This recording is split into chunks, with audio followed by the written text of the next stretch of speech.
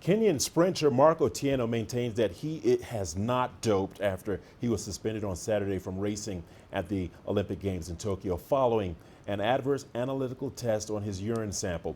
Now, according to the results from his A sample taken on Wednesday, Otieno tested positive for an anabolic androgenic steroid and was subsequently barred from running in the men's 100 meters heats hours before the start. In a tweet, the 27-year-old has protested his innocence, with Otieno and Team Kenya officials asking for a retest on the B sample.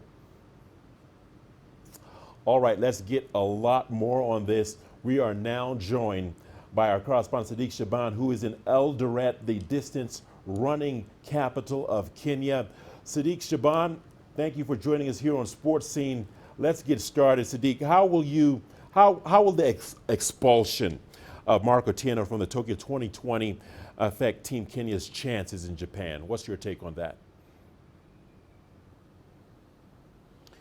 Well, Richard, we have learned in the past few hours from the Kenyan Olympic officials in Japan that they had a meeting this evening before the team went to bed. They brought the house together and trying to encourage the team and just speak to the team not to lose hope and just to hold their chin up, so to speak, after devastating news filtered through the day that saw the Kenyan sprinters you've mentioned, Otieno, getting kicked out of the games. We have also learned that he handed in his accreditation for the Olympic Games and at the Olympic Village, pending the information from the Athletics Integrity Unit.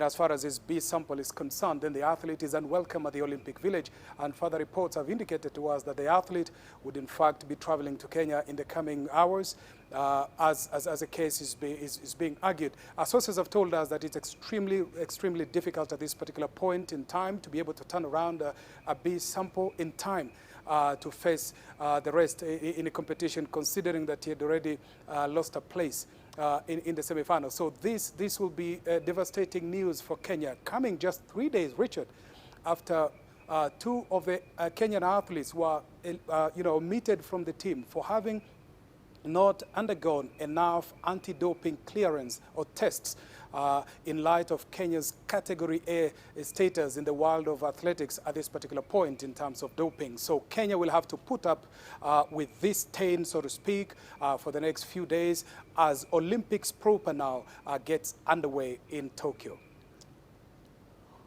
Well, Sadiq Shaban, all I can say is wow. Let's dig into this a little more and unpack it, if you will. Where do you think the cracks exist despite the robust testing and awareness measures that are in place? Richard, this didn't really come as a shock, as I mentioned, because prior to the Olympic Games, we learned that two of Kenyan athletes who had already, in fact, taken part in the trials had failed the anti-doping clearance. And we asked the anti-doping agency of Kenya, who insisted that all the probables and all the athletes that were probable to represent Kenya in the Olympic Games had been tested according to the regulations. And all of them had, in fact, gone through three tests prior to this competition. And this team had left this country about 10 days ago. So they have been in Japan for this period.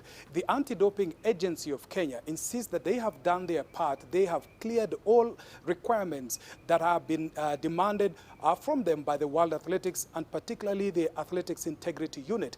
And they are now saying they will await the next steps in terms of the protocols that guide this particular case. But they are saying from their end and from Kenya, they have washed their hands of this case. It's now in the hands of the World Athletics, who will determine the outcome of the second B sample that has been requested by the athlete. All right, excellent reporting, Sadiq Shaban, talking to us from the home of champions, Eldoret.